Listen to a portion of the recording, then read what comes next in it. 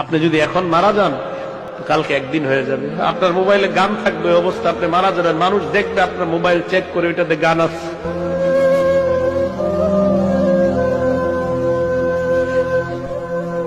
আপনি এখন মারা গেলে মানুষ আপনার মোবাইলে চেক করে দেখবে এটাতে গান আছে, সিনেমা আছে। গুনার কারণে না ভয় লাগে, গুনার জন্য না ভয় লাগে। যদি আল্লাহ কয় গুনাহ মাফ করে দিছি, আমি ফরিদুদ্দিন কথার কসম করে কইলাম, আমি এক মুহূর্ত এই দুনিয়াতে না থাকলে আমার কোনো পরোয়া নাই, কোনো বিবি বাচ্চা, কোনো দুনিয়া, কোনো সম্পদ, কোনো কিচ্ছুর পরোয়া নাই। আমার আল্লাহ আমারে মাফ করে দিই, এখন উঠাই নিলে আমি লাভবাই কথা আদায় কে।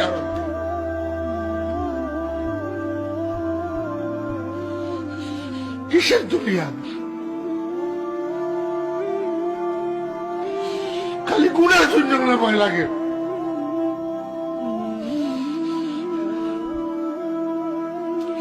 ইমানদারের কিসের করোনা ভাইরাস? ইমানদারে কেমনে করোনা ভাইরাসের ভয় করে? করোনা ভাইরাসের ভয় করা মানে মৌতকে ভয় করা, মৌতের ভয় করা এই মুনাফিকের আলামত। নওজোয়ান, তোমার মতো বয়সীও তো কত মানুষ কবরে আছে, আছে না? সে মরলো কেন ভাইয়া? বেকুব দেখে না, তুমি চালাক দেখে মরো না। না, সে বুঝে নাই দেখে মরে গেছে নাকি?